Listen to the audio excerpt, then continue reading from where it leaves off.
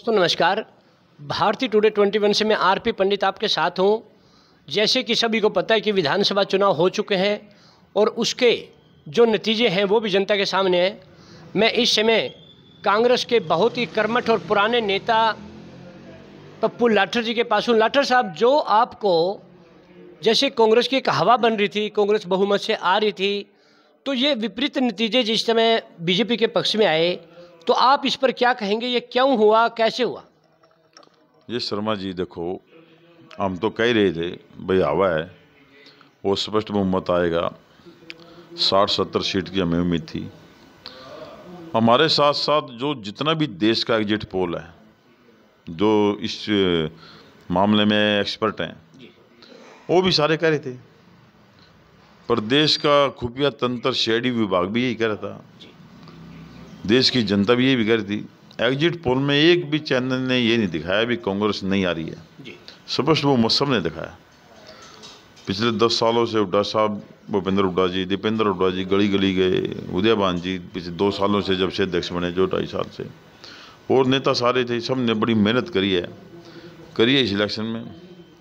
तो ये खुद बीजेपी वालों को भी यकीन नहीं आ रहा था। जैसे हमें यकीन नहीं आ रहा ना भी क्या बनी हमारे साथ, इसी तरह बीजेपी वालों को भी अब तक यकीन नहीं आ रहा कि जीत कैसे गए। तो इसमें हमें तो बड़ा वो ये मतलब उलट फेर लगता है, ख़ास तौर पे ये जो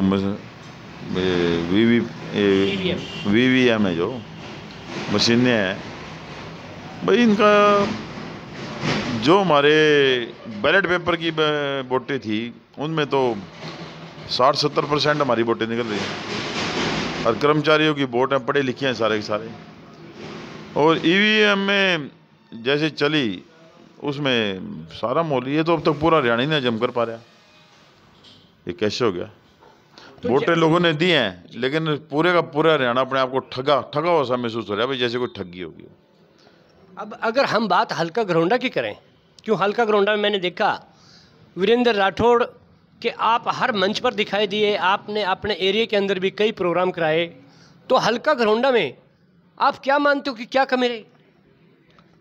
कमी तो कोई नहीं रही। घरौंडे में भी पूरा बढ़िया इलेक्शन था, हर तरह से मतलब राठौर साहब ने और कार्यकर्ताओं ने पूरे जोश से लड़ा, और 82,000 वोट तो ये दिखा रहे हैं। लेकिन यही बात है भाई, हमें तो मतलब ये कहीं न कहीं है ना, इसकी मतलब डाउट है, मतलब ये कहीं न कहीं हेरा फेरी हुई है। जो सारे के सारे सट्टा बाजार फेल हो गया, सारे एग्जिट पोल फेल हो गए, सारे अनुमान पब्लिक के मतलब अभी तक भी यकीन नहीं हो रहा पब्लिक को। तो जैसे आप जैसे कर्मठ जो कार्यकर्ता हैं, उनका ये भी आरोप है कि सभी कार्यकर्ताओं ने उस तरह काम नहीं किया जो करना चाहिए था। देखो, कुछ कार्यकर्ता हैं वो शायद उनकी महत्वाकांक्षा टिकट वगैरह की नहीं पूरी हुई है। टिकट तो देखो 90 टिकट थे, मांग अप्लाई तो 2557 ने किया था, मैं भी एक था, लेकिन 2500 को तो नहीं टिकट मिलना था ना। टिकट तो सारे कांग्रेस पार्टी ने, उदयभान जी ने, हुड्डा साहब ने बड़े मेरिट पे दिए सारे के सारे। टिकटों में कमी नहीं थी, टिकटें तो बहुत अच्छे बन रहे थे सारे के सारे।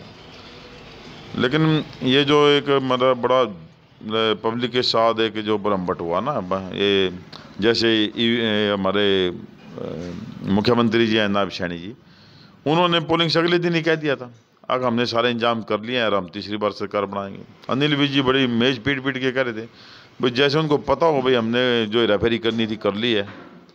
तो ये सारे का सारा मतलब जनता अभी तक समझ नहीं पा रही है ये क्या हुआ।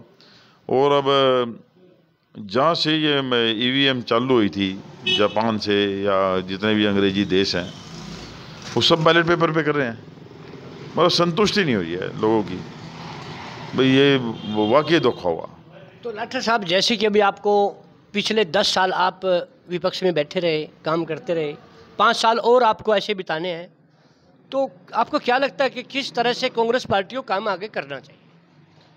देखो, हम कांग्रेस पार्टी के वर्कर हैं और चौधरी भूपेंद्र सिंह हुड्डा और चौधरी दीपेंद्र हुड्डा के सिपाही हैं।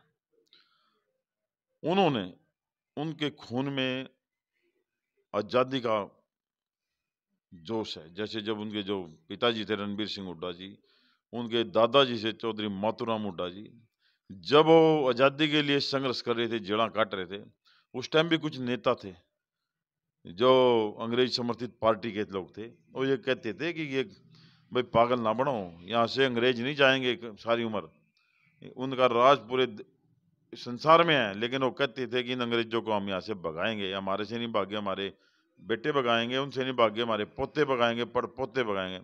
ऐसे ही हमारा है। हमारा नेता बहुत मजबूत है, चौधरी भूपेंद्र सिंह हुड्डा, चौधरी दीपेंद्र हुड्डा। अब संगठन भी बनेगा, अब तक तो संगठन नहीं था, चलो उसकी भी कमी हो सकती है, तो घबराएंगे नहीं इनसे।